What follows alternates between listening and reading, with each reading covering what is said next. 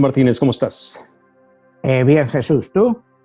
Muy bien, Manuel, aquí con un tema relacionado con uno de tus libros más importantes que tienes, que es 11, el Código Secreto. Y estamos hablando de Afganistán.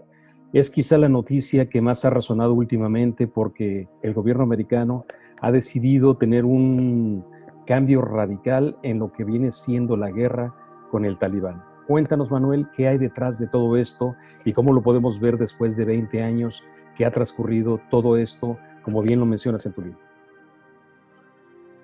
Bueno, mira, pues 20 años después, pues es un poco más de lo mismo.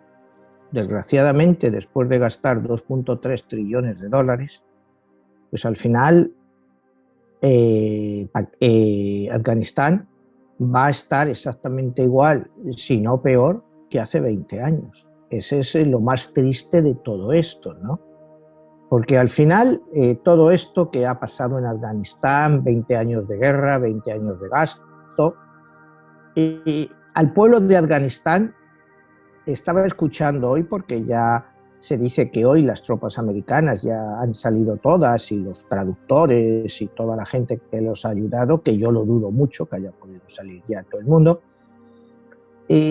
La parte americana se preguntaba a Biden, se le ha criticado mucho a Biden por esta salida tan repentina, que no ha sido tan repentina realmente, ha sido repentina la evacuación. Es un error haber empezado pues hace 15 días a evacuar cuando se esperaba que para el día 31 pues tendrían que estar todos fuera por los acuerdos de Doha. Los acuerdos de Doha se firmaron en febrero del 2018. Vamos a ver aquí un poco y vamos a ser serios. Joe Biden no tiene nada que ver con los acuerdos. Los acuerdos los firmó Donald Trump en el año 2018 y los firmó en febrero el entonces secretario de Estado Pompeo. Joe Biden lo único que ha hecho ha sido hacer honor a ese acuerdo de retirada. ¿Que lo podía haber empezado a hacer hace antes? Pues yo creo que no hay duda que podrían hacer. Oye, los italianos empezaron a evacuar a toda su gente y toda la gente también que había colaborado con ellos hace 3 meses. ¿Qué pasa? Que los italianos son más inteligentes. Ellos ya lo hicieron hace 3 meses. ¿Por qué los americanos y los otros europeos han tenido que esperar a los últimos días y montar este circo que nos han montado aquí? O sea, es como todo últimamente, porque hay quien dice que, bueno, hay un libro y siempre se ha seguido que dice que se llama Afganistán, la tumba de los imperios.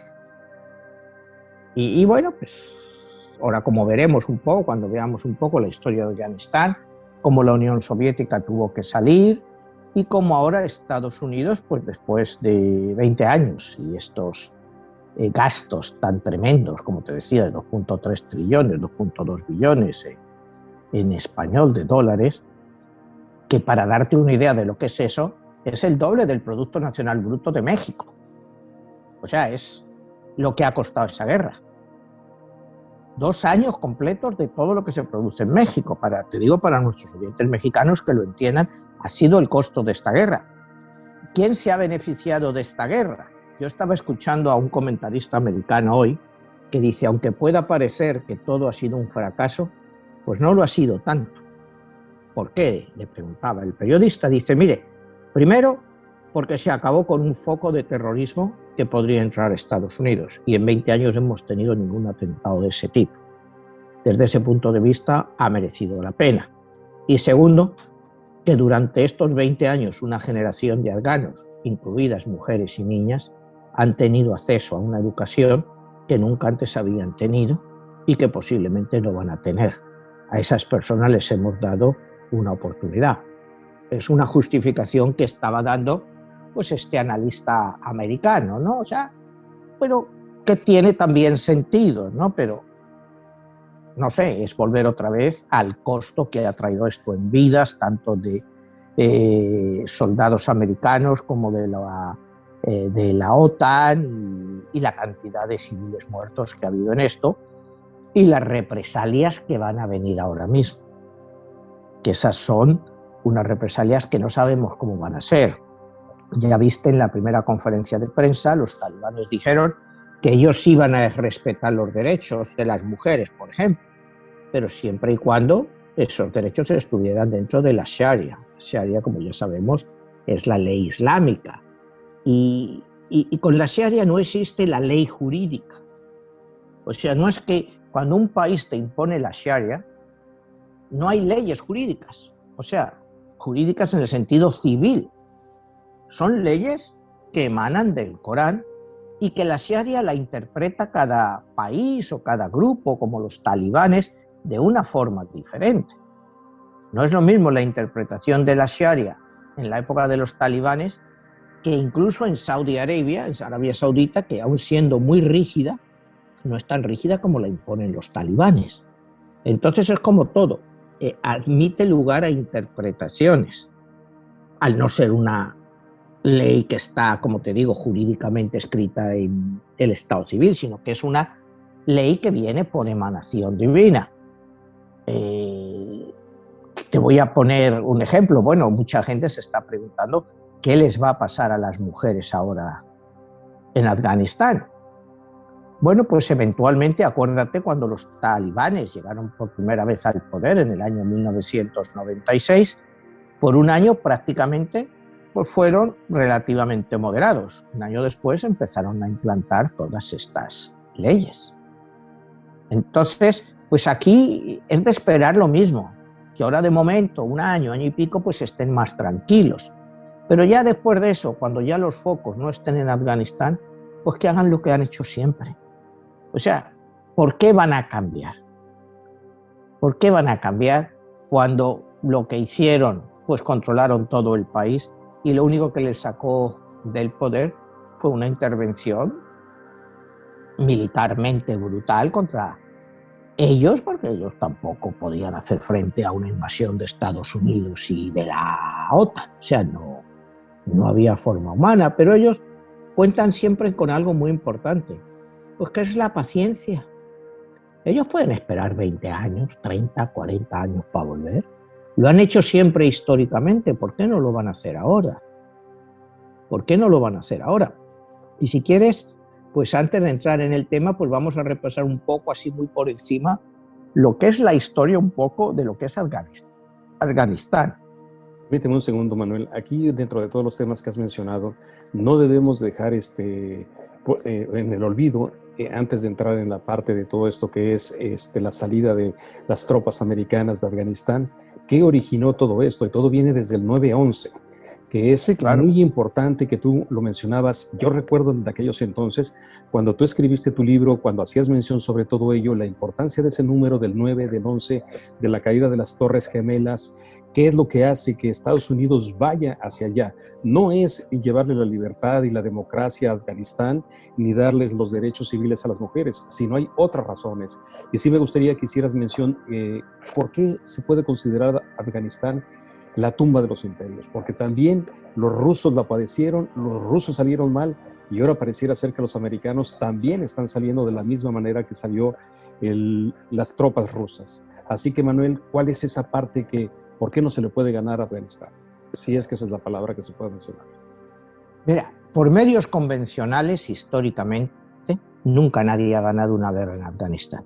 Los han sometido, los han tenido, digamos, remisos, pero eventualmente pues siempre vuelven a sus costumbres y sus tradiciones. Mira, decía el presidente ¿cómo se llama? Ashraf Ghani, que en cuanto empezó esta movida se cogió un helicóptero y se largó del país con millones y millones de dólares, porque el problema que ha producido la caída del gobierno de Afganistán en manos de los talibanes es la tremenda corrupción que ha habido durante estos 20 años. Y no podemos ponernos un dedo en el ojo para quitarlo, ¿no? Él mismo, este señor, decía que unos meses antes de que todo esto empezara, decía que en Afganistán el 90% de la población vive con $2 al día. Imagínate el nivel de pobreza tan brutal en que está esta gente. $2 al día, el 90% de la población. ¿Qué es lo primero que han hecho los gobiernos occidentales? Bueno, pues toda la ayuda que tenían y estaba en bancos americanos, en bancos europeos, les ha sido congelada. Ahora mismo Afganistán no tiene un centavo. ¿Qué va a pasar? Bueno, pues se van a acabar convirtiendo en un narcoestado. Acuérdate que ellos son los mayores productores de heroína y de, ¿cómo se llama?, y de opio. Pues lo van a hacer. La única forma de obtener divisas va a ser vender, o sea, los cultivos de estas dos drogas. Y van a inundar a Occidente, ya está Occidente inundado, pero lo van a hacer y lo van a hacer, pues, como ellos van a alegar, pero si no nos habéis dado otra razón, porque nos habéis congelado toda la ayuda que teníais para nosotros, ¿por qué os la estáis quedando ahora? Además, imagínate la gran cantidad de armamento que se está quedando detrás. Mira, hay datos muy curiosos. Por ejemplo, se habla que la última ofensiva talibán era entre 75 y 125.000 hombres. Es lo que hablaban, ¿no? Pues, los medios occidentales te decían eso, que el avance con 75.000 soldados, pues han ido reconquistando todas las ciudades pues en cuestión de días. ¿Qué hay detrás de todo esto? ¿Por qué un ejército supuestamente profesional, con un armamento ultramoderno, de más de 300.000 soldados efectivos, no es capaz de frenar a 75.000? O sea, aquí yo creo que es que hay muchas cosas detrás. O sea, a mí tú no me digas que un ejército que llevan preparándole 20 años, con 300.000 hombres, armados hasta los dientes, no son capaces de frenar a 75.000. ¿Qué hay detrás de esto? Bueno, pues es que mucha parte de la población pues apoya a los talibanes. Si vemos aquí todo lo que oímos de los burkas, de que las mujeres pues son maltratadas, pero es parte de su tradición. Y eso no cambia en 20 años. O sea, me estás diciendo que la situación ha cambiado en Kabul, que es la capital, o en Kandahar, que las mujeres pues han vuelto a poder estudiar, a ser doctoras, y sí lo creo, pero es que Afganistán no es solo Kabul. Hay miles de zonas rurales donde no ha cambiado nada con la llegada de Occidente. Eso ha seguido siendo igual. Pero a ver, Manuel, ahí entraríamos también como Vietnam. ¿Qué tanto el gobierno americano o las tropas americanas se enfrentaron a un ejército o se enfrentaron a la guerra de guerrillas? O sea que te estás enfrentando a una población que literalmente están clandestinamente peleando contra ti. Me imagino que por ahí va la cosa, ¿no? Bueno, ¿cuántas batallas ha habido en Afganistán en los últimos 10 años? Vamos a ser serios, tampoco ha habido tanto. El país, desde que entraron las tropas de Occidente, pues estaba calmado.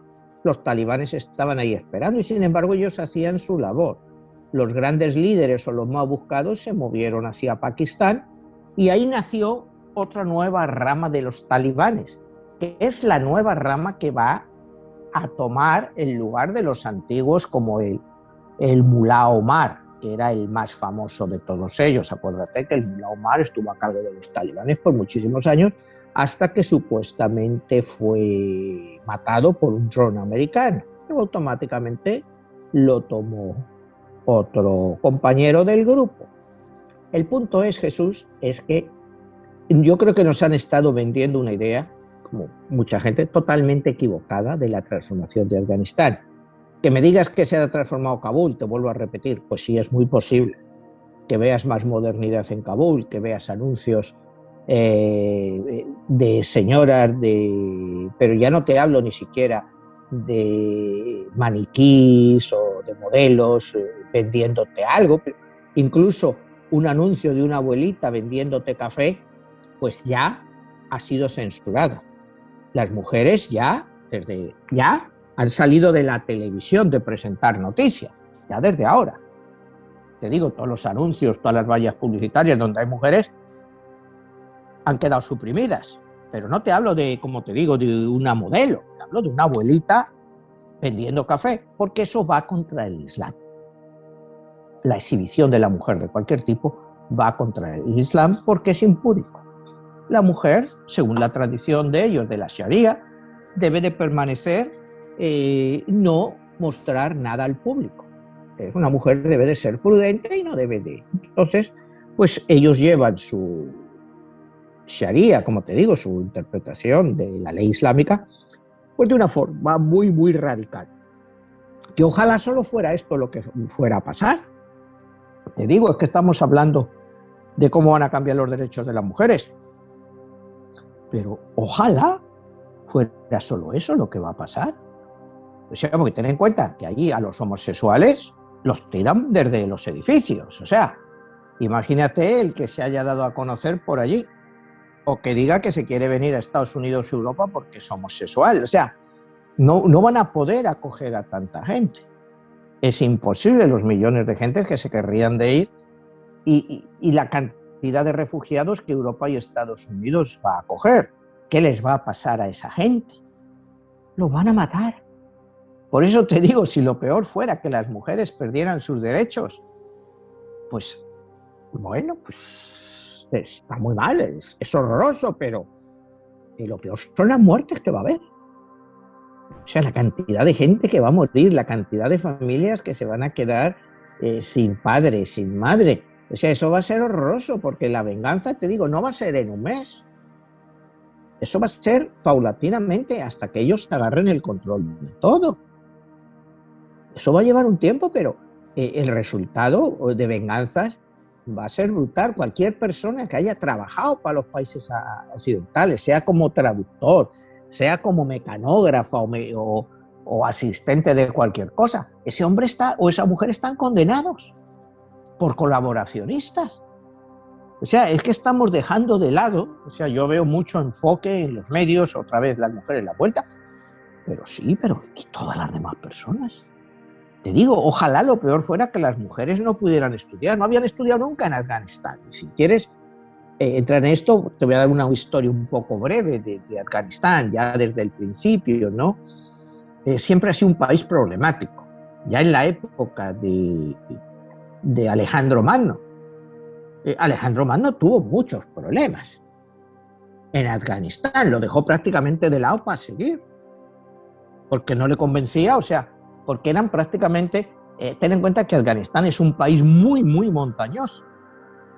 Entonces, siendo tan montañoso, y más antiguamente, pues se escondían ahí. Acuérdate, cuando fue como hace 2 o 3 años, cuando Donald Trump decidió utilizar lo que se había llamado la madre de todas las bombas. ¿Te acuerdas que hubo es una bomba de 19 toneladas que la tiró ahí que nunca se había utilizado, pero tenía, y él la quiso probar y la tiró ahí, donde decía que estaban escondidos los talibanes, y pues bueno, la bomba esa provocó, pues imagínate lo que son 19 toneladas, la madre de todas las bombas, pero al final solo mató a 70 talibanes.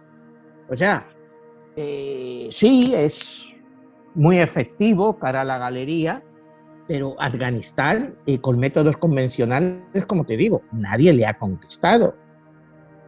Seguimos más en la historia, bueno, llega en el año 1880, es cuando se establece pues la primera república de Afganistán. Antes había habido una monarquía también muy corrupta. Vamos al siglo XX, y empiezan también, sigue una monarquía. Llegan la Segunda Guerra Mundial, llega pues ya después de la Segunda Guerra Mundial, pues el Reino Unido pues ya ha perdido lo que es el control, pues tenía un protectorado sobre Afganistán, y ya después pues vamos a lo que es el Afganistán de hoy, ¿no? Podemos decir el Afganistán que nosotros estamos oyendo hablar, pero que lo que te digo, la historia es que Afganistán siempre ha sido inconquistable. Y es mucho por la gran cantidad de montañas y lo aguerridos que son esta gente y lo acostumbrados que están a vivir allí. Entonces entramos en el periodo de los años 70, ¿no? En los años 70 hay mucha inestabilidad. todavía eran, sí, no era una república islámica, no era otra cosa, porque originariamente en Afganistán habían sido budistas por la influencia de todo lo que había entrado desde la India. Acuérdate que más adelante, como veremos, cuando los talibanes llegan al poder, lo primero que hacen es volar esas estatuas impresionantes, históricas, de los budas en ese valle, y las vuelan, pero las vuelan sin ningún remordimiento. Lo vuelan y ya, pues se ha acabado. O sea, aquí no hay una religión más que el Islam. Entonces, en los años 70 son años muy convulsos. Alrededor del año 76, y esto ya es en la Universidad de Kabul, donde se producen estos movimientos, hay dos grandes movimientos.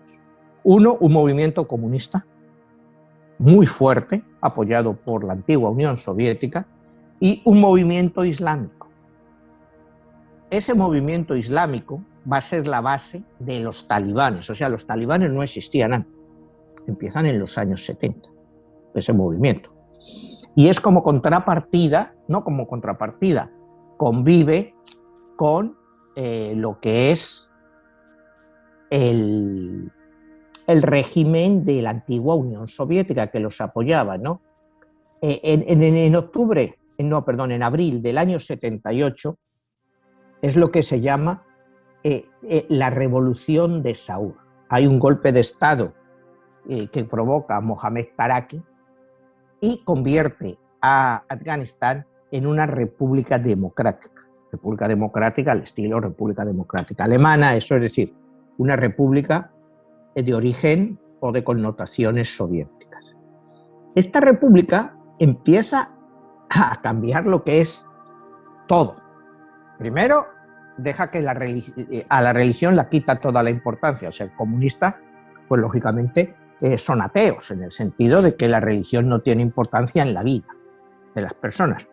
Son los primeros que hacen obligatoria la enseñanza para todas las mujeres y niñas. Les obligan a ir a las escuelas sin enseñanza religiosa, pura enseñanza laica. ¿Esto qué hace? Bueno, pues que ese sentimiento islámico se refleje en la creación de los talibanes.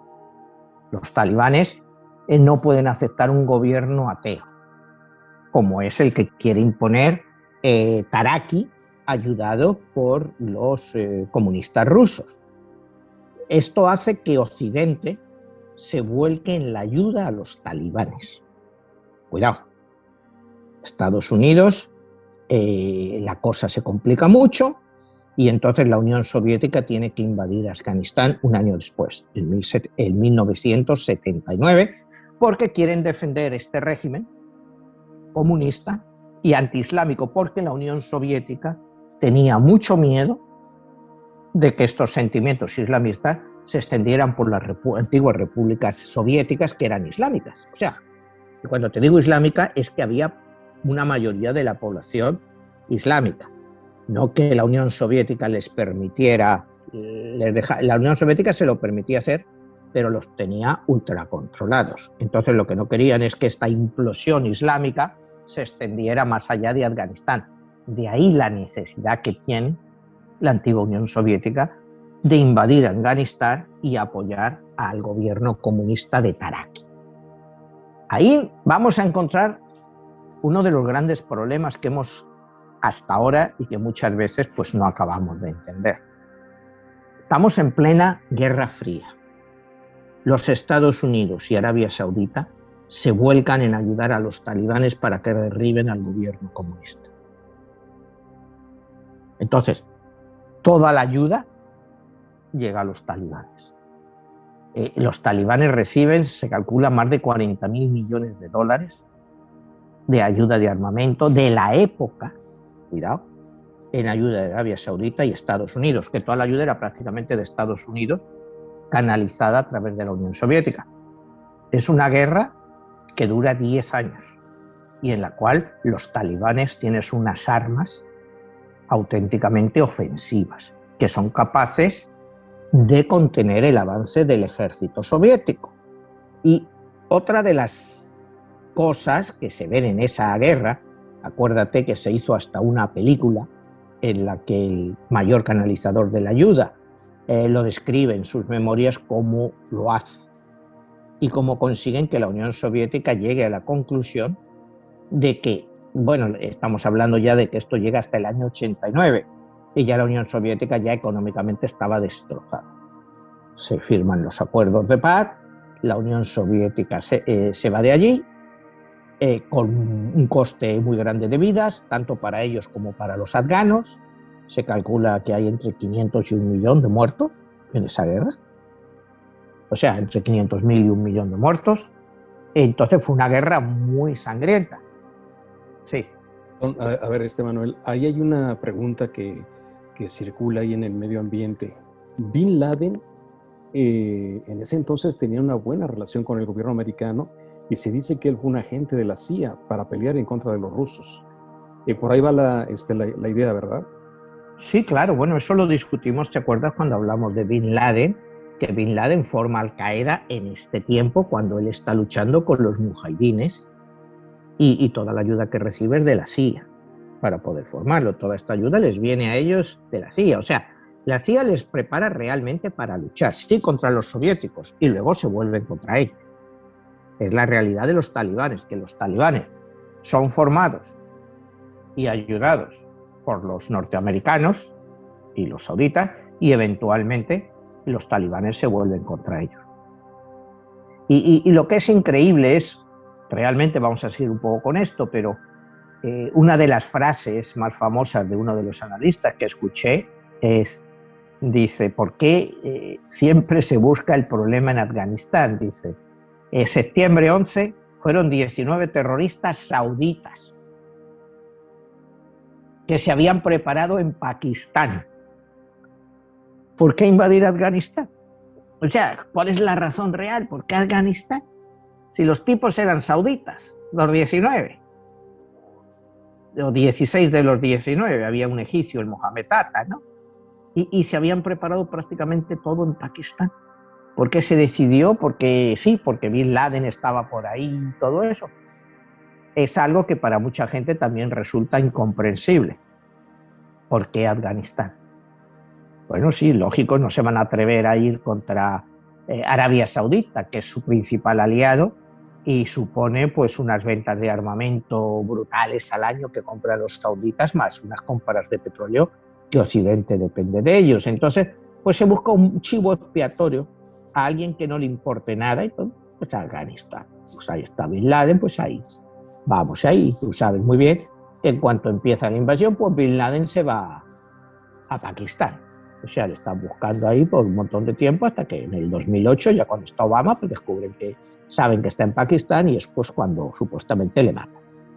Pero bueno, aquí seguimos con la guerra con la Unión Soviética. En el año 89 se firman los acuerdos de paz, se forma un gobierno transicional, acaban en guerra civil entre un bando y los talibanes, y es en 1996 cuando los talibanes, liderados por el Mullah Omar, pues toman el poder y empiezan pues con la aplicación de sus leyes contra, pues sí, contra las mujeres. Ya no dejan de estudiar.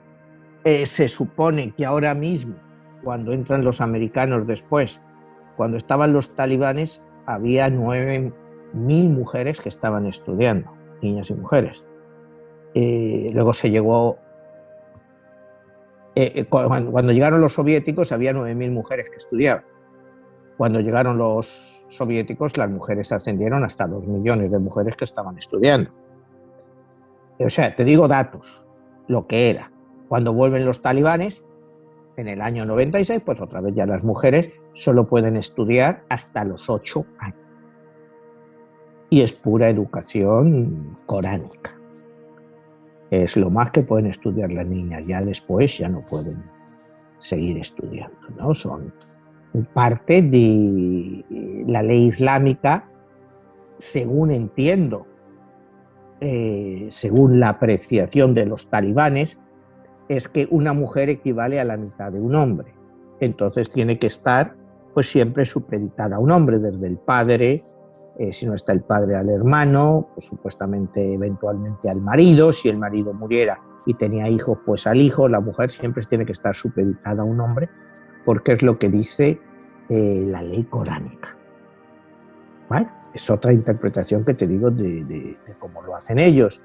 La llegada al poder en el año 96 de los talibanes, pues eso lo llevan al máximo. Todas las niñas fuera de las escuelas y vestidas con esos burkas o cosas parecidas, que el caso es que no pueden enseñar nada del cuerpo porque es una provocación y eso el Islam no lo permite. Como te voy a decir, derechos, bueno, si ellos tampoco nunca habían tenido derechos. Por eso cuando hablamos de cómo han sido toda esta recuperación tan rápida de Afganistán por todos estos talibanes, como te digo, entre 70 y 125.000 contra un ejército armado y bien preparado de 300.000 soldados. Pero ¿qué ha pasado? Cuando ha empezado toda movida, como te decía, el presidente Ashraf Ghani se enganchó en un helicóptero y se fue a Uzbekistán inmediatamente, y ahí pues, con todo el dinero que ha robado, pues se irá a Doha o se irá a Abu Dhabi a vivir la gran vida. O sea, durante estos 20 años, la gente en el campo, en poblaciones rurales, que es la mayoría de Afganistán. Afganistán tiene hoy entre 38 y 40 millones de habitantes. Son las cifras más reales que las últimas que nos han dado, porque la población pues, crece muchísimo, tienen muchísimos hijos. ¿Qué parte de la población recibió parte de esa ayuda occidental? Muy poca, muy poca. Como el mismo presidente Ghani declaraba, y decíamos hace un momento, el 90% de la población vive con $2 al día. Entonces, esta gente pues, es el caldo de cultivo de los talibanes. O sea, no hay que ponerse a dar muchas vueltas qué es lo que hicimos mal. Pues lo que Occidente hizo mal es lo que siempre hace mal cuando tú tratas con estas culturas.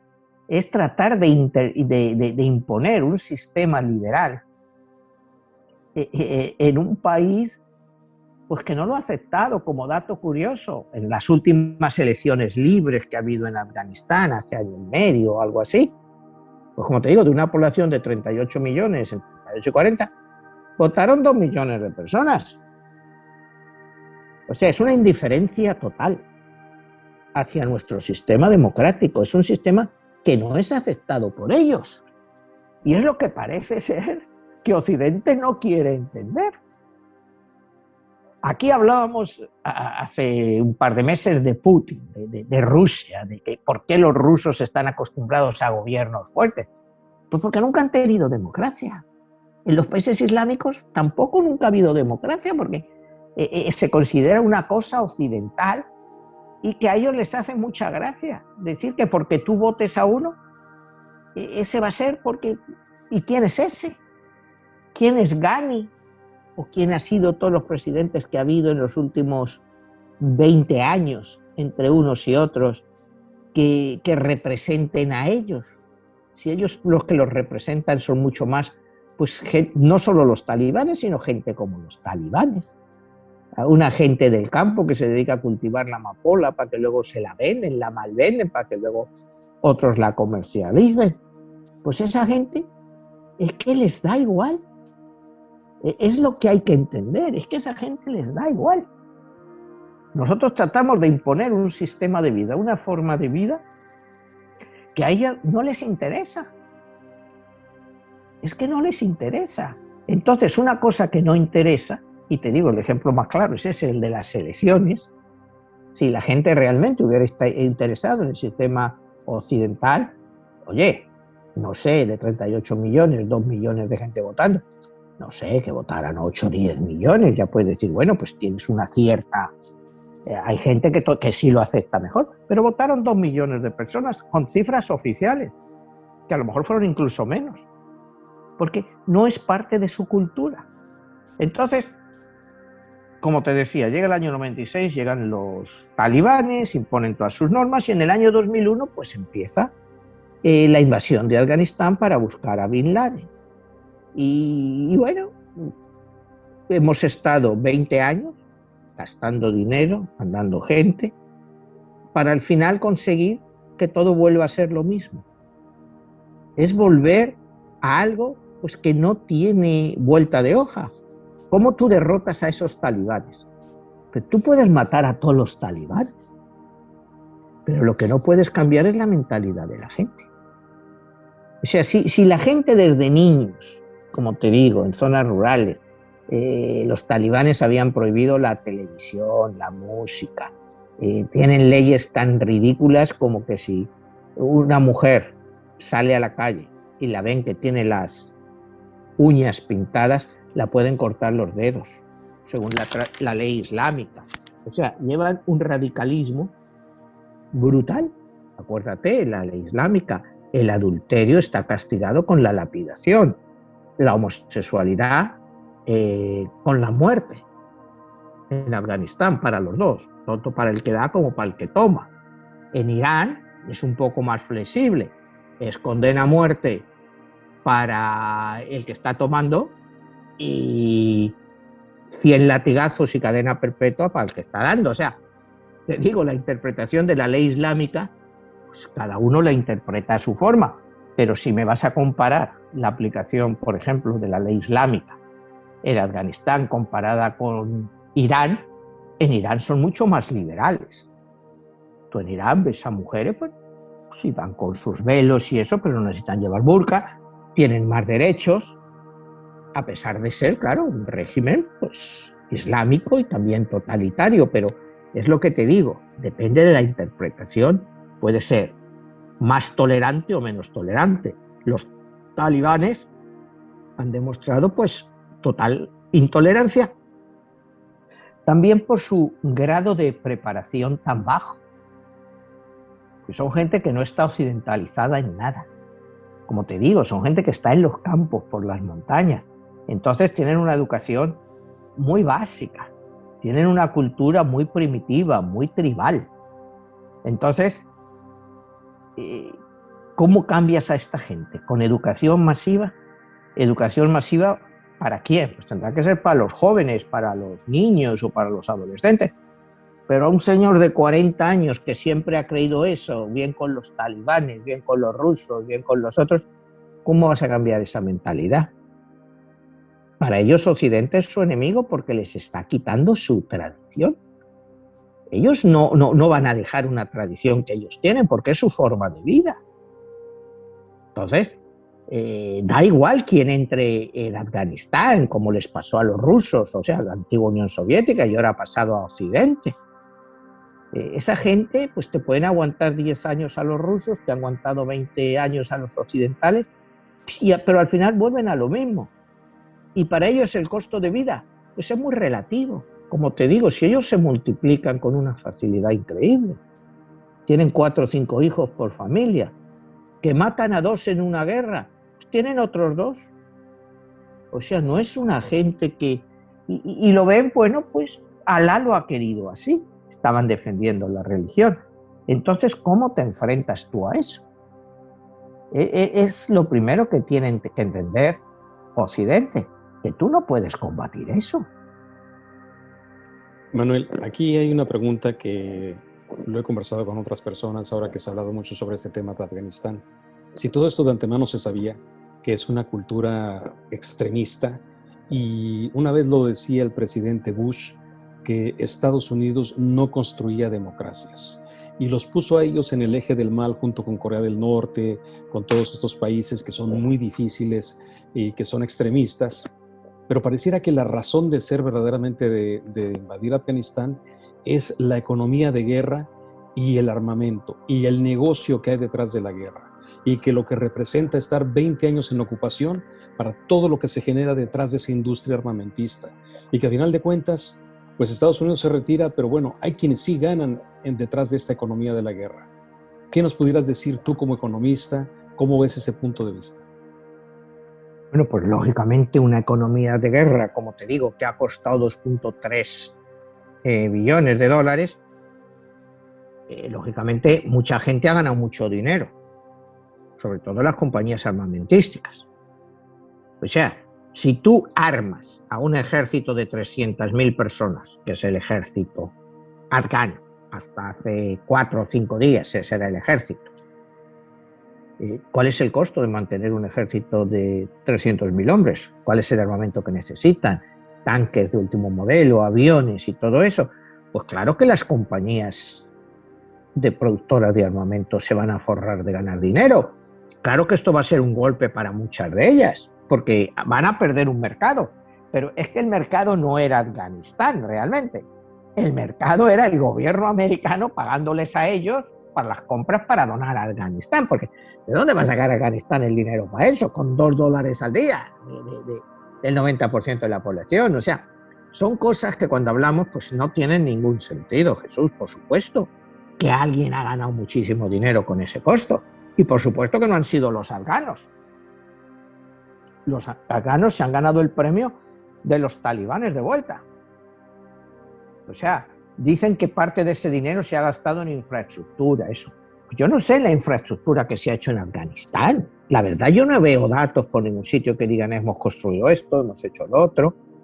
Sí, la situación de las mujeres técnicamente mejoró muchísimo, pero sobre todo en zonas de ciudades, como te digo, Kabul, ciudades grandes, Kandahar, aunque en Kandahar fue siempre muy problemático, porque acuérdate que Kandahar, la segunda ciudad más grande de Afganistán, ha sido siempre el feudo de los talibanes, de ahí salió el Mullah Omar. Entonces, ¿qué han ganado los productores de armamentos, todo esto? Pues son los únicos que han ganado. Los soldados americanos, pues ha habido bastantes bajas, pero no ha sido una cosa que aquí en Estados Unidos la gente haya clamado al cielo como en la guerra de Vietnam. Estaba escuchando el otro día un programa de estos de PBS en que decía, bueno, cuando la guerra de Vietnam eran constantes las manifestaciones de los jóvenes contra la guerra. Contra la guerra de Afganistán, raramente tú has visto una manifestación. Y el hecho es muy simple, porque cuando la guerra del Vietnam estaba el draft, o sea, a ti te podían, por sorteo, mandarte a Vietnam, a la guerra. Sí, era ahora obligatorio. Ya no. Ahora ya no es obligatorio. Entonces el que va es porque es un militar profesional o, como lo dicen ahora, que a mí siempre me ha hecho mucha gracia esa palabra, a los mercenarios los llaman contratistas. Los llaman los contratistas. Estas compañías se han ganado mucho dinero, que contratan a sus propios soldados y son los que han estado haciendo la guerra. Y les cambiaron el nombre de mercenarios a contratistas. Entonces, pues ese dinero pues se estaba gastando en los contratistas. Entonces, claro que se ha movido mucho dinero, hay mucha gente que se ha hecho rica y mucha gente que ha muerto y mucha gente pues que se ha quedado mutilada. Entonces, el drama humano, lo que viene a partir de ahora, ¿por cuánto tiempo va a durar? Mientras salga en la CNN o en las televisiones, en unos meses pues, nadie se acordará ya de Afganistán. En cuanto salga, ¿quién se va a acordar de Afganistán? Un país ahí perdido. Sí, habrá reportajes, mira cómo las mujeres han perdido sus derechos, pero históricamente nunca los habían tenido.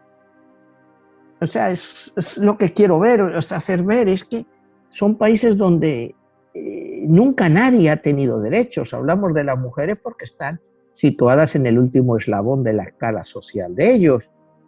En la ley de la Sharia que se aplica en Afganistán,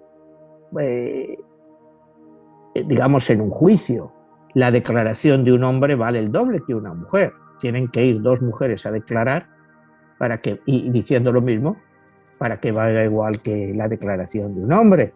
Pero son tradiciones históricas, o sea, que nos parecen horribles. Pues sí, nos parecen horrorosas. Les parecen horrorosas a ellos, a unas personas que vivan, te digo, en los campos, que cultiven amapolas en Afganistán. Pues lo han hecho toda la vida así. Siempre ha sido así. La mujer siempre ha sido discriminada. Entonces, ¿tú te crees que ellos le van a dar más importancia o se preocuparon de algo? ¿Tú te crees que las mujeres no han sido abusadas en Afganistán en estos 20 años? A lo mejor en Kabul, como te digo, estaban protegidas. pero en las zonas rurales a los 10 años ya pueden casarse. A los 10 años. Y es más, los talibanes estos llegan y llaman a tu puerta porque les ha gustado tu hija y se la tienes que dar. O sea, no hay vuelta de hoja. ¿Tú te crees que eso no ha seguido pasando en estos 20 años? En las mismas zonas rurales y todo eso. ¿Quién tiene acceso? ¿Quién sabe lo que estaba pasando en un país tan montañoso, con tantas comunidades? Lo que pasa es que nosotros pues solo vemos pues lo que nos llegan de las noticias, nos meten información, nos dicen, no, es que ahora, fíjate los progresos que hemos hecho. Pues sí, oye, es que si lo miras fríamente, sí se hicieron progresos para cierta parte de la población, no hay duda, pero ¿cuál es el costo de esos progresos? ¿Tú te crees que se pueden seguir metiendo 2.3 billones para que eso no vaya a ningún sitio? ¿Por cuánto tiempo tú puedes mantener eso? O sea, entonces es muy complicado y lo que le espera a Afganistán es otra vez vuelta a lo mismo. Manuel, ¿qué se ganó y qué se perdió para el gobierno americano? Que nosotros que estamos de este lado, que son los impuestos los que están en cierta medida respaldando todos esos costos de guerra, hoy en día, después de 20 años, ¿quién ganó y quién perdió? Mira, lo de los impuestos, como te digo, es muy relativo, ¿no? Es muy relativo, porque la guerra esta la empezó George Bush. George Bush, históricamente, ¿por qué las guerras no son populares? Primero, porque hay muertos, porque tu hijo puede ir a la guerra, tu marido pueden morir. Esa es la primera razón porque las guerras no son populares. Cuando George Bush inició esta guerra, ese problema ya no existía, porque los soldados eran puramente voluntarios, son soldados profesionales, entonces, al fin y al cabo, es su misión. Entonces, ese problema no lo tenía la administración Bush. ¿Por qué, segundo, las guerras son impopulares? Por los impuestos, porque cuando hay una guerra, normalmente te suben los impuestos para financiar esa guerra. ¿Pero qué pasó con George Bush? En vez de subir impuestos, los bajó, acuérdate. Y lo único que hizo fue darle a la maquinita de hacer dinero y financiar las guerras así. Y es lo que ha estado haciendo, lo mismo que hizo Obama y lo mismo pues que hizo Trump y lo mismo que este hombre no lleva nada, Joe Biden, pero lo mismo que haría. Porque hoy en día esas guerras, si fueran a través de impuestos, serían impagables. Entonces, mientras el dólar sea la moneda más fuerte del mundo, Estados Unidos se puede permitir el lujo de gastarse ese dinero sin ni siquiera subir impuestos. Entonces, decir que la guerra de Afganistán nos ha afectado en nuestros impuestos, te vas a los puristas y te dirán, sí, es que mira, es que mucha parte de nuestro dinero se va a pagar las guerras. Sí, se va, pero no necesariamente el impuesto que tú has pagado, porque con tu impuesto nunca hubieran podido pagar esa guerra. Han tenido que darle a la maquinita de hacer dinero. Y es por eso, por lo que te decía antes, que Afganistán es la tumba de los imperios. O sea, tú no puedes ganar una guerra en Afganistán con métodos convencionales. ¿Que tú puedes ganar la guerra en Afganistán? Bueno, si te pones a pegar bombazos atómicos, pues seguro que la ganas. O sea, eso está claro. Si Estados Unidos dice, les meto una bomba en Kandahar, le meto otra en Kabul, les meto... Sí, así sí hay que acabar las guerras. A base, pero la comunidad internacional te lo permitiría. Ten en cuenta que Afganistán, que mucha gente, claro, no acaba de entender la situación de Afganistán. Afganistán tiene frontera con China. China y Pakistán, Kazajistán, todos estos países que acaban con Istán, como 3 o 4, todos son frontera con ellos. Pero lo más importante es China. ¿Cuál es el secreto de Afganistán? Que se dice que tiene como 2 billones de dólares en minerales raros dentro de su territorio. Los minerales raros son estos, por eso se llaman minerales raros, minerales, pues son prácticamente no existen, son muy difíciles de encontrar. Y hay muchos de esos minerales raros en China, pero también en Afganistán. Entonces, ¿quién se va a beneficiar de esta ayuda? Bueno, pues yo estoy seguro que las compañías chinas van a entrar a todos estos proyectos de minerales raros y se van a hacer con el mercado. China va a salir beneficiada de esta derrota de Estados Unidos. ¿Quién ha sido el responsable de esta salida tan brusca de Estados Unidos? Acuérdate que hay dos etapas. Cuando sale George Bush, entra Obama y Obama quiere sacar las tropas de Estados Unidos y sin embargo incrementa las tropas. O sea, es una contradicción, pero se vio obligado a incrementar el número de tropas. Llegó Donald Trump y las redujo.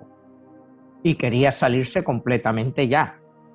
Como te digo, y se firmaron los acuerdos de Doha en el 2018 y no pudo acabar la salida, pero la ha tenido que acabar este hombre porque la fecha de esos acuerdos daban como fecha tope de salida agosto 31 del 2021.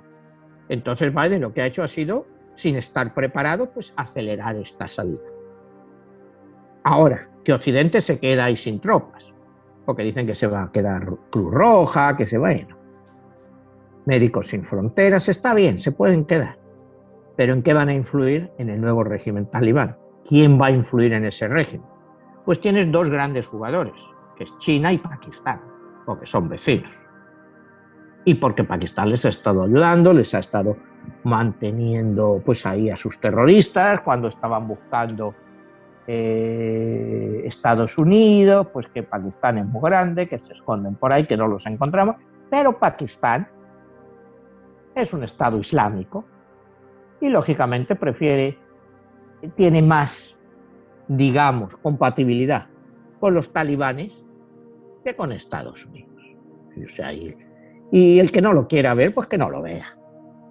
O sea, cuando te hablan, te dicen, no, es que nosotros colaboramos, sí, los sauditas también colaboran, Irán también los va a apoyar, aunque eso es una gran contradicción, porque la mayoría de estos talibanes, bueno, te diría el 99%, son todos sunitas. Y en Irán son chiitas. Es lo que hemos hablado algunas veces, la gran diferencia entre sunitas y chiitas, que se tienen un odio mortal. O sea, ya he explicado antes, ¿no? Si quieres te lo explico así brevemente, un poco la diferencia entre un sunita y un chiita, ¿no? A la muerte del profeta en el año 632, en la comunidad musulmana, pues se produce un gran dilema. ¿Quién va a ser el sucesor del profeta? Hay una parte minoritaria que dice que la sucesión del profeta debe de ser sanguínea. Entonces, le correspondería, el profeta tuvo 6 hijos, pero murieron 5, solo le sobrevivió Fátima, que se casó con Alí. Entonces, técnicamente, a la rama esa que querían la llegada de la continuación sanguínea a través del profeta, debía de ser Alí y Fátima, o sea, casado con Fátima, el que hubiera sido el nuevo califa. Pero la rama mayoritaria quería que el sucesor fuera elegido y no necesariamente dentro de la familia del profeta. Entonces el profeta, cuidado que es el profeta, antes de morir elige a Abu Bakr como su sucesor. Abu Bakr es el suegro del profeta, porque el profeta estaba casado, es una de las 10 o 12 últimas mujeres que tuvo, era la hija de Abu Bakr. Entonces, los partidarios del profeta, o sea, de que fuera la sucesión sanguínea, que el profeta no la recomendó, hacen que, bueno, pues que sea Abu Bakr, el padre de Aisha, que es, como te digo, la última esposa del profeta, la esposa que el profeta amó más después de Khadija, su primera esposa. Y mucho de lo que sabemos del profeta es a través de Aisha, porque él la confiaba todo. Entonces, Abu Bakr llega como califa, no hay disensiones. En la tercera elección como califa, pues 20 y tantos, 30 años después, se elige como sucesor a Hussein, que Hussein es el nieto del profeta. Era el hijo de Alí y Fátima. Entonces Hussein es muy mal recibido en la comunidad. Entonces se rebelan contra él, y es en la batalla de Karbala, alrededor del año 685 de nuestra era, cuando Hussein y toda su familia son masacrados en la batalla de Karbala, y ya desde entonces no puede haber sucesión sanguínea porque todos los descendientes del profeta fueron masacrados en esa batalla. Y es, si recuerdan las imágenes de televisión, cuando los chiitas, los seguidores de Ali Hussein, celebran estas fiestas, cuando les ves dándose latigazos y todo eso, y celebran o lloran la conmemoración de la muerte de Hussein en la batalla de Karbala. Entonces, como te digo, los chiitas son solo aproximadamente el 10% de la población musulmana y están mayoritariamente concentrados en Irán e Irak. El 90% de la población musulmana es sunita. Los talibanes son sunitas, en Arabia Saudita son sunitas, y los chiitas, históricamente, han sido reprimidos por los sunitas. Entonces, como te digo, Irán, a lo que íbamos, estaba ayudando mucho a los talibanes. Y es una contradicción, porque ellos son sunitas extremos. Entonces, pues es una situación donde ves que el odio a Occidente es más grande que incluso las disputas que han tenido históricamente entre todos ellos, que han llevado a auténticas masacres. Acuérdate cuando el ISIS, que bueno, el ISIS sabes que también está ahora ahí en Afganistán, la bomba que pusieron el otro día en el aeropuerto que mató a 140 personas, es otra rama del ISIS que está instalada allí y que son todavía más radicales que los talibanes y van a acabar en guerra civil con los talibanes. En cuanto salgan las tropas occidentales, va a estallar una guerra civil ahí. O sea, va a ser una guerra también tipo guerrilla, pero va a ser por un lado ISIS y gente todavía más radical, que van a querer ser más radicales todavía que los talibanes. Eso es lo que le espera a Afganistán en los próximos años, como le pasó después de la salida de la Unión Soviética, que tuvieron 5 años, te digo, de guerras civiles, hasta que llegaron los talibanes plenamente. Y eventualmente los talibanes pues ganarán esta guerra civil y hará que se radicalicen mucho más. Entonces, ese es el panorama que le queda a Afganistán. Entonces, como te digo, tú oyes aquí en Occidente que si no, pobres mujeres la que les espera, pero pobre país. No solo pobres mujeres, es la que le espera a ese país. Las mujeres pues, van a ser como el 50% de mujeres y el 50% de los hombres, van a ser blanco pues, de la barbarie de toda esta gente, tanto de unos como de otros. Entonces, ese es el futuro. Entonces, ¿qué es la enseñanza que hemos aprendido Occidente de todo esto? Pues es la misma que ya habíamos aprendido. No te metas con estos países, no puedes cambiar como son. ¿Qué quieres cambiar? Tú no puedes cambiar desde el año 622 que empieza la Égira, o sea, estás hablando que eso fue hace casi 1500 años. Tú no puedes cambiar 1500 años de historia con leyes, con educación. ¿Qué tipo? O sea, tú eso no lo puedes cambiar. Esa gente está arraigada en eso y tú no los vas a cambiar. Entonces, como tú decías antes, muchas de estas guerras pues son puro interés comercial. O sea, interés comercial. ¿A quién le importa? Es que ¿a quién en el mundo le importa Afganistán? Es la pregunta que tenemos que hacernos. Y te vuelvo a decir lo mismo, no es que hay que respetar los derechos humanos, pero muchos de esa gente que está diciendo respetar los derechos humanos, pues respétalos en tu propio país primero, antes de tratar de hacérselos a otros que respeten. Respétalos en tu propio país, a las minorías, a las mujeres, a los homosexuales, a todo el que quiera hacer algo y que se lo impide, pero se lo impide tu propio país, nuestros países occidentales, que nos llenamos de que todo esto, que si democracia y tal, y hacemos lo que queremos y oprimimos a la gente. Entonces, es lo primero que debemos de aprender de esta lección, pero debe de aprenderla la gente, el pueblo, no dejarse solo guiar por lo que escuchen en la televisión, sino que ellos investiguen, que aprendan, que digan, bueno, ¿qué queremos? ir a un callejón sin salida y después de Afganistán, ¿qué otro Afganistán? O nos metemos en un problema mayor, nos metemos con Pakistán, nos metemos con el que sea. ¿Para qué? ¿Para qué? Si sabes que la única forma de acabar una guerra de este tipo es mediante un bombazo atómico. ¿Quién está dispuesto a hacer eso? Pues algún loco que llegue al poder. Porque si no, nadie en su sano juicio se va a arriesgar a meterse en un conflicto atómico con ninguna de esta gente. Pues Manuel, súper interesante este tema. Es difícil tratar un tema tan especial como todo esto de lo de la guerra.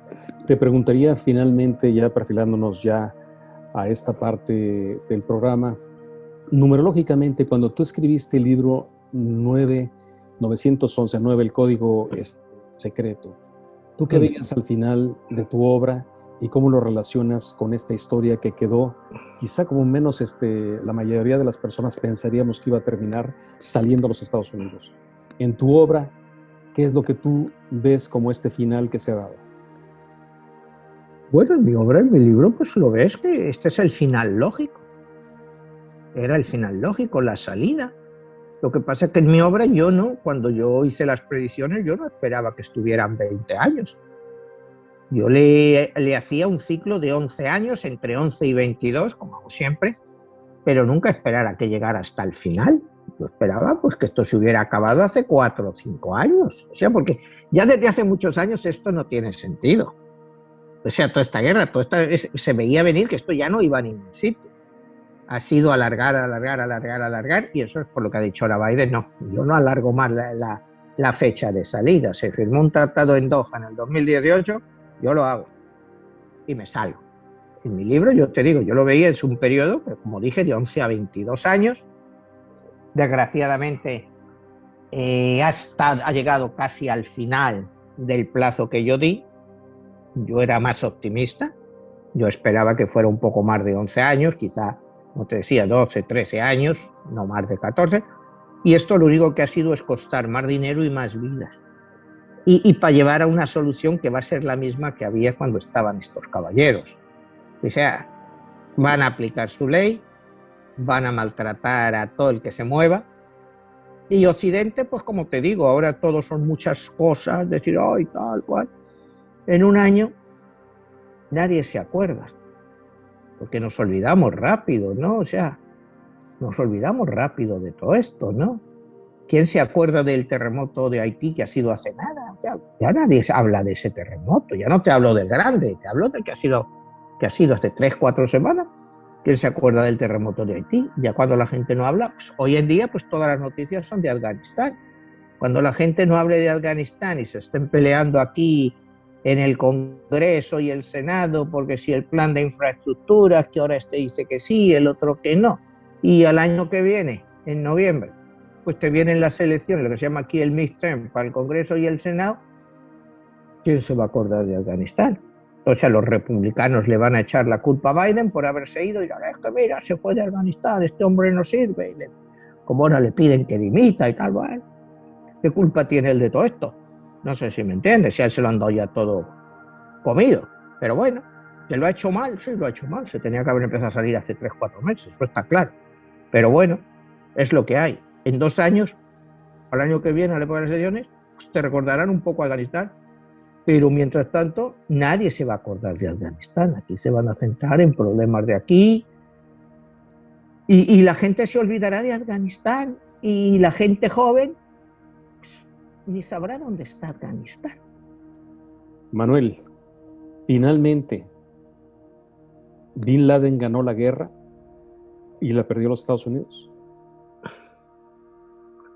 Hombre, es difícil no darte una respuesta a esa pregunta, ¿no? Lo que sí te puedo decir es que Bin Laden, pues al final, bueno, se salió con la suya, que era buscar, porque los atentados, acuérdate, los atentados 9/11 fueron tanto políticos como económicos. Ha conseguido pues que Estados Unidos se gaste 2.3 trillones que ni tiene, como te digo, los ha sacado de la manga. Y que ahora mismo pues no pagamos por ellos, pero eventualmente los déficits, la deuda, nuestros hijos acabarán pagándolo, porque esto no es eterno. Entonces, Pues sí, Bin Laden, sí, a Bin Laden le mataron en el 2008, pero él hizo la masacre de las Torres Gemelas. ¿Que Occidente se ha vengado con Afganistán? Pues no sé. No sé hasta qué punto. Yo sigo diciendo, y desgraciadamente tengo que repetirlo, que eran el enemigo equivocado, que los problemas del Islam no venían de Afganistán, sino que vienen de otros sitios, con mucho, mucho más dinero, y a los que no se les ha querido tocar. ¿En qué guerra se ve que perdió más Estados Unidos? ¿En la de Vietnam o esta de Afganistán? Mediáticamente hablando. Mediáticamente hablando, perdió mucho más en la guerra de Vietnam, sin lugar a dudas. Porque esta guerra, te digo, ha empezado a ser mediática ahora. Por años prácticamente no ha sido una guerra mediática. Desde que se acabó con Bin Laden, pues tú oías hablar de Afganistán, que si esto, que si lo otro, pero no era una guerra diaria. Acuérdate que además aquí, antes en la guerra de Vietnam, te ponían por televisión cuando llegaban los cuerpos de los soldados americanos en sus féretros y todo eso. Eso ahora está todo prohibido. Tú no has visto aquí ya nada de eso. Eso ya está prohibido totalmente, que eso salga en la televisión y que la gente vea la llegada de los cuerpos. Eso fue una de las lecciones que aprendió Estados Unidos con la guerra de Vietnam, a no hacer la guerra mediática, que se pudiera volver contra ellos. O sea, tú tienes que ver en el 2018, cuando salieron los papeles del Pentágono, que Estados Unidos reconocía desde hacía muchísimos años que esta guerra nunca se iba a ganar. La guerra de Afganistán, que nunca se iba a ganar, y eso son documentos públicos en el 2018. Estados Unidos reconociendo que esta guerra pues, no se podía ganar. Pero desde hace muchos años. Se publicó en el 2018 desde que estaban en el 2004, 5, 6. O sea, y ha sido año tras año pues sabiendo que esta guerra no se podía ganar. Ha sido estar pues metiendo mediáticamente hasta que ya al final pues se ha decidido, y fue Trump el que decidió, y esta guerra ya se ha acabado. Quizás sin Trump esta guerra todavía seguiría, si Trump no hubiera llegado a esos acuerdos de Doha. O sea, dentro de todo, tú sabes que muchas de las cosas, aunque aquí se le ha criticado a Trump, pues que muchas cosas que decía pues tenía razón. Tenía razón. Entonces, lo que pasa es que es la forma en que las dice. Pero todo el mundo sabía que esta guerra era una guerra sin sentido. Y le dijo, bueno, hay que acabarla, como sea. Y fue un acuerdo horrible. Pero bueno, es un acuerdo y te salva la cara, tú te largas. Gobierno de transición, verás el gobierno de transición que te van a poner los talibanes. Y ya está. Y como te digo, deja ya que el media no hable más de ello. Dice, bueno, no, ya nos hemos ido, ya dejar de hablar de eso ya no le interesa a la gente. Y ya se buscarán un nuevo foco de tensión. Pues ahí está, Manuel, un tema pues fascinante, sorprendente, muy complejo, y bueno, tú bien lo manejaste en tus libros, y bueno, pues queda la invitación a las personas para aquellos que quieran escuchar estos programas en Spotify, pueden buscar en todas tus redes sociales, en tu canal de YouTube, pueden escribirnos, pueden solicitar algunos temas más que se pueden manejar aquí en el programa, y pues nada, queda abierta la invitación para que nos sigan escuchando. Gracias, Jesús. Nos vemos hasta la próxima. Hasta la próxima.